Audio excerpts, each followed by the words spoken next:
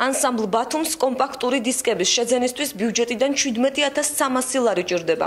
განაცხადა აჭარის ფინანსთა და ეკონომიკის მინისტრის მოადგილემ უმაღლეს საბჭოში საბიუჯეტო ცვლილებების განხორციელების მოთხოვნის დროს. საკითხის განხილვას ხმაური მოჰყვა საკანონმდებლო ორგანოში. უმაღლესი საბჭოს თავმჯდომარე მიიჩნევს, რომ 17,000 ლარის გამოყოფა მხოლოდ დისკების შეძენისთვის არამიზნობრივია.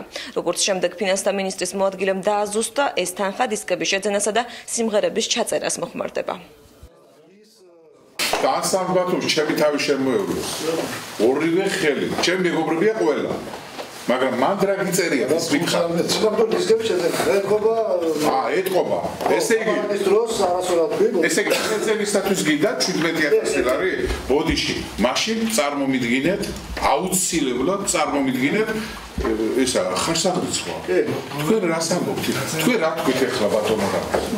17,000 ლარის დისკი უნდა იყიდოთ? დისკი რა არის ერთიცა? საიმანეთ. აბა რაზეა ლაპარაკი? მეცა ბოდიში, უბრალოდ რა? კომპაქტური დისკი. აი ეს ორი სიტყვა წერია. კომპაქტური დისკი მე ვიცი რა. შეიძლება აქ არის ტექნიკური რაღაც შეცდომა მე ვერ დავიჩემებ. აქ რაც წერია შეძენა და სავარაუდოდ ასე არ წარმოგვიდგენთ, თუმცა არ გამოვლინწყო ხო, ახლა ჩვენ რა ვქნა? ჩვენ რა ვიგულისხმობთ? ჩვენ დასვით შეკითხვა.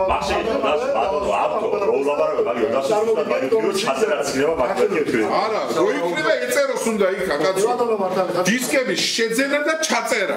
კი ბატონო, ვიცი ჩაწერა ძვირია.